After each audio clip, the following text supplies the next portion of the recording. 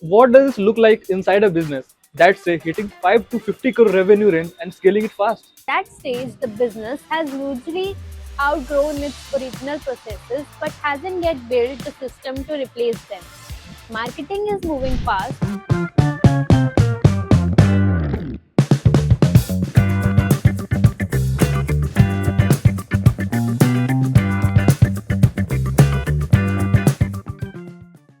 What looked like a supply chain failure is often something else entirely. Take the recurring stocks of Diet Coke across multiple markets. On the surface, it looked like a distribution issue, but in reality, demand had shifted faster than the system forecasting it. And by the time supply caught up, the damage was already done. Welcome to Insight Consulting. Today, we are looking at demand forecasting and more specifically, why the gap between what marketing pushes and what supply chain can deliver is costing businesses more than they realize. What does this look like inside a business that's say hitting 5 to 50 crore revenue range and scaling it fast? That stage, the business has usually outgrown its original processes but hasn't yet built the system to replace them. Marketing is moving fast by running paid campaigns, influencer drops, seasonal pushes. They are performing well. But the demand they are creating is being handed off to an operations or supply chain functions that's still planning or spreadsheet, gut feel, and last month's number. There is no shared system or language, and critical, no shared timeline. And the research actually backed this up quite starkly, right? Right, it does. McKinsey found that companies with poor demand supply alignment lose between 5 to 10% of revenue annually, not from bad products or from bad marketing, but purely from execution gap. Gartner puts forecast accuracy for most mid sized businesses somewhere between 60 to 75%. For businesses doing 20 crore a year, that potentially 1 to 2 crore sitting in a wrong place every single year.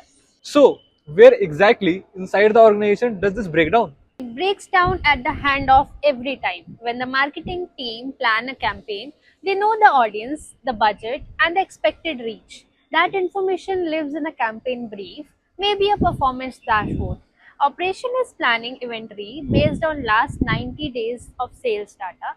They are not looking at the campaign brief. When the campaign hits and demand spike, operation is still reacting and not responding. Reacting means you're already behind. And does the marketing team even know this gap exists? Usually not, because their metrics don't show it. ROAS looks good, CTR looks good, and the campaign performed well. What doesn't show up in the marketing dashboard is the 30% of customer who got the delayed shipping notification and never came back. According to Shopify study, 33% of customer who experience a stock out during a purchase journey won't return to that brand. So, why can't marketing just solve this internally? They have the data, they know the campaign schedule. Because the problem isn't data, it's translation. Marketing speaks in impressions, conversation, CAC. Operations speaks in SQs, lead time, reorder point. These are fundamentally different languages, and there is no internal function in most scaling businesses whose job it is to translate between them.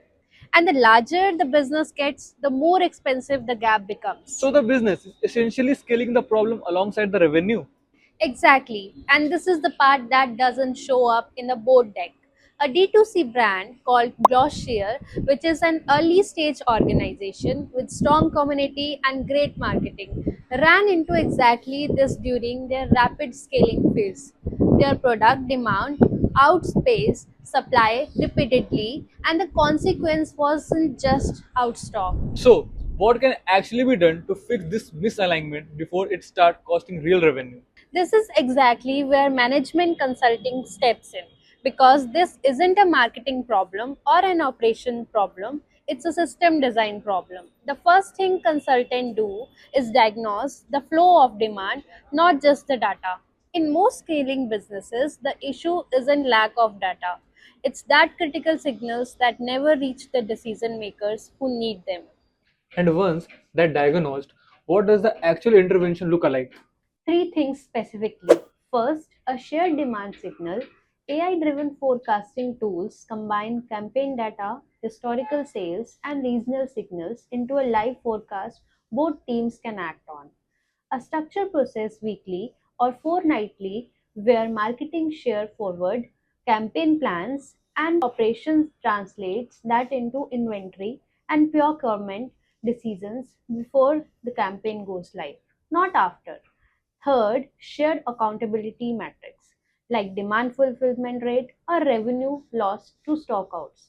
Until someone owns the number, nobody fixes it.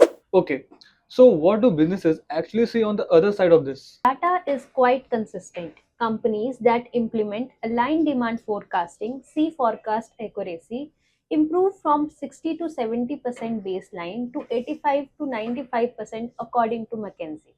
The Boston Consulting Group found that the businesses with integrated marketing and supply chain planning achieve 15% higher revenue growth than those operating them separately. So, the honest message for a founder or a CMO listening to this is the ceiling you are hitting might not be a marketing problem.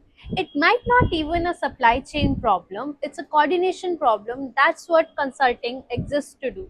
The businesses that scale cleanly are not the one with the best marketing or the best operations. They are the one where those two functions are working from the same picture. That's inside consulting. If this is a conversation your leadership team needs to be having, send this episode to the people in the room who need to hear it.